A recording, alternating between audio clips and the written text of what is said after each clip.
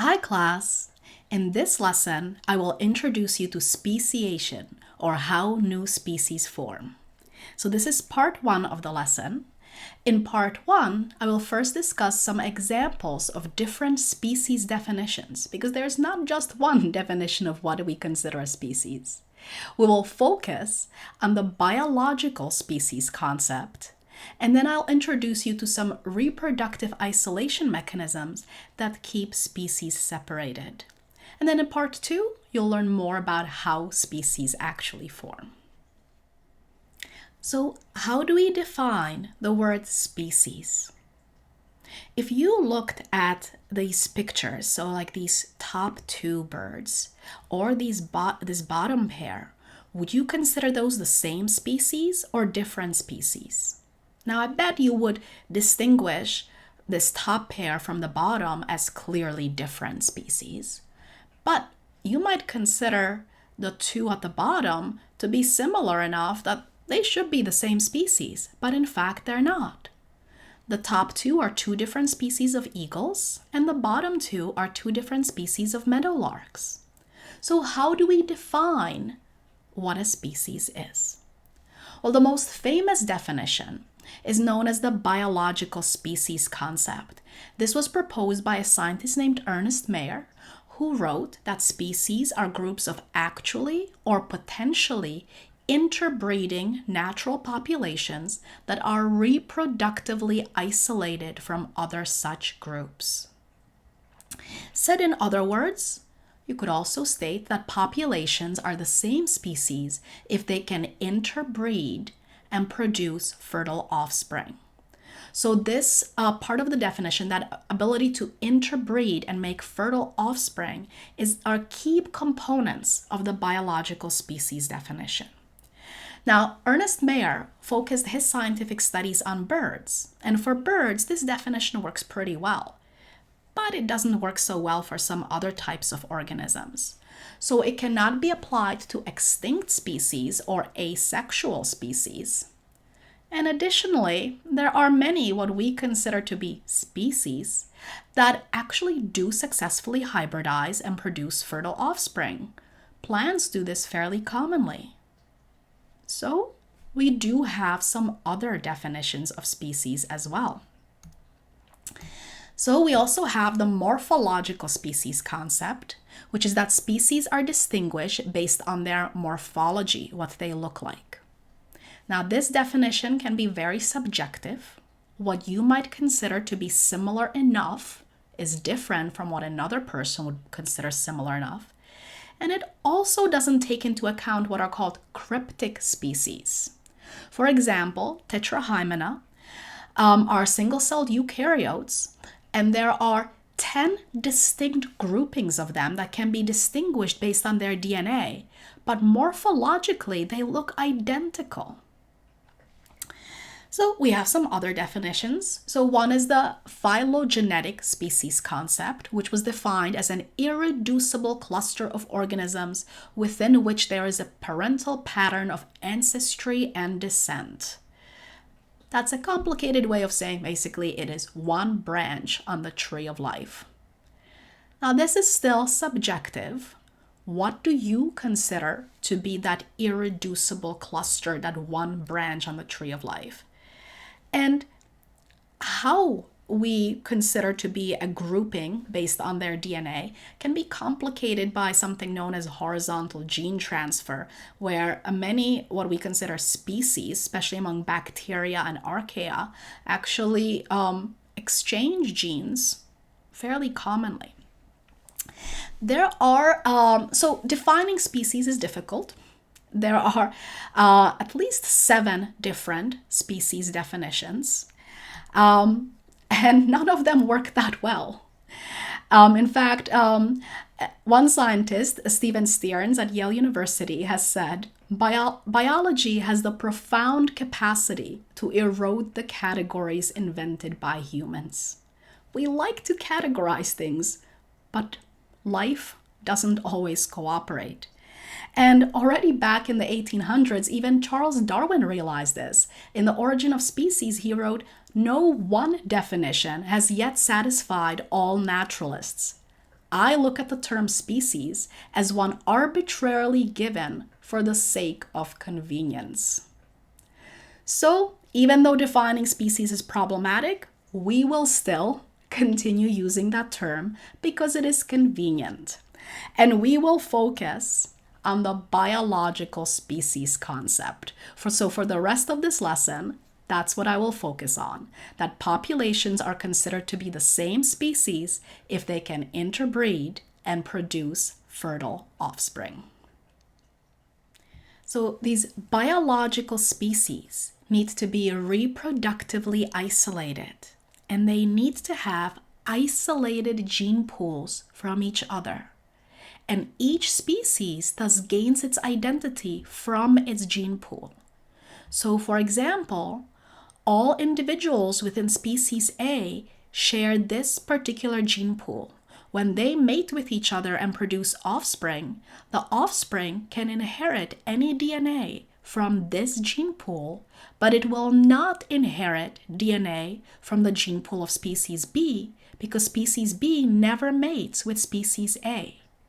So as offspring are produced from one particular gene pool, similar types of traits keep being passed down, and that gives the species a particular identity in terms of what it looks like, how it behaves, how it functions, and so on.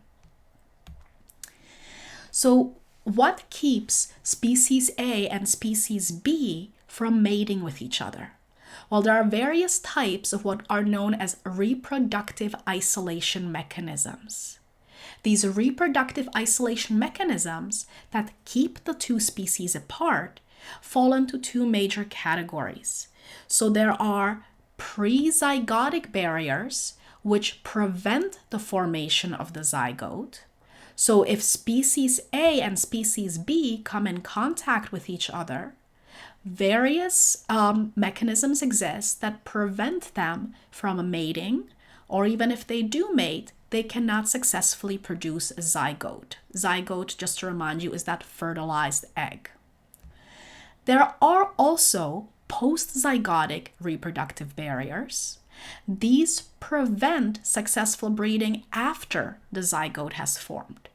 So let's say that species A and species B are successfully able to mate, and that zygote, the fertilized egg, does form. However, the embryo or the offspring dies early, or even if it survives, it is sterile.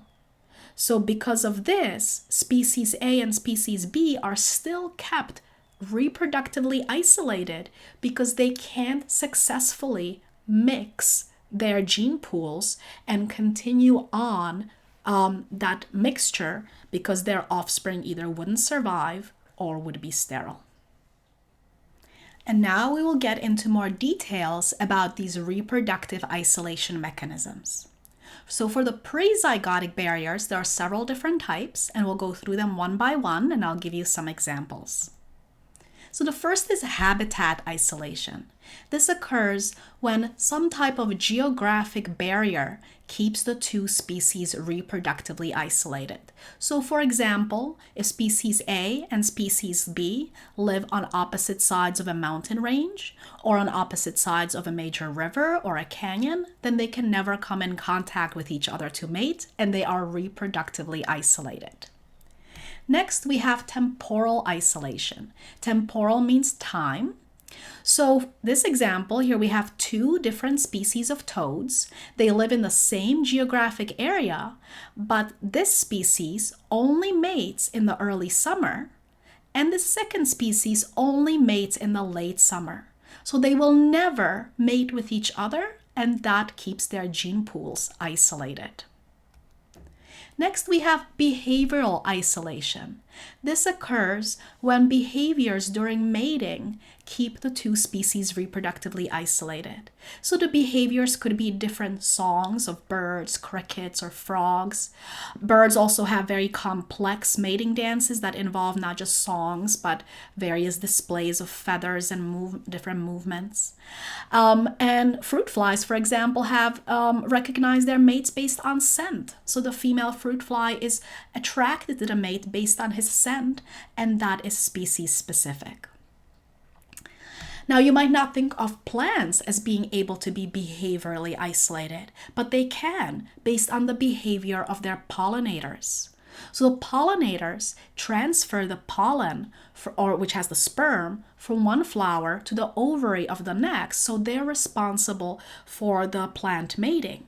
Now, this particular white columbine is only pollinated by hawk moths, and this red and yellow columbine is only pollinated by hummingbirds. And the reason for that is birds are specifically attracted to red and yellow colors. That's what draws them in. The hummingbird will never be attracted to the white flower. And the hawk moths, they're attracted to the white and not to red and yellow. So the different behaviors of these two pollinators ensures that these two species of columbines are reproductively isolated. Next, we have mechanical isolation, which is when incompatibility between body parts keeps the two species isolated from each other. So for animals, you can probably imagine what kind of body incompatibilities might prevent mating. But what about plants? Well, as I said, plants depend on pollinators, and the pollinator's body has to fit the flower body just right to be able to successfully transfer the pollen. If the pollinator's body does not fit a different species of the flower, even if the pollinator lands on it, it will not successfully transfer the pollen from one species to the next. And then the last prezygotic barrier is gametic isolation. Gametic isolation occurs when the sperm and the egg are able to come in contact with each other, but the sperm is unable to fertilize the egg. Thus, a zygote will never form. And here, for an example, I have a picture of a sea urchin.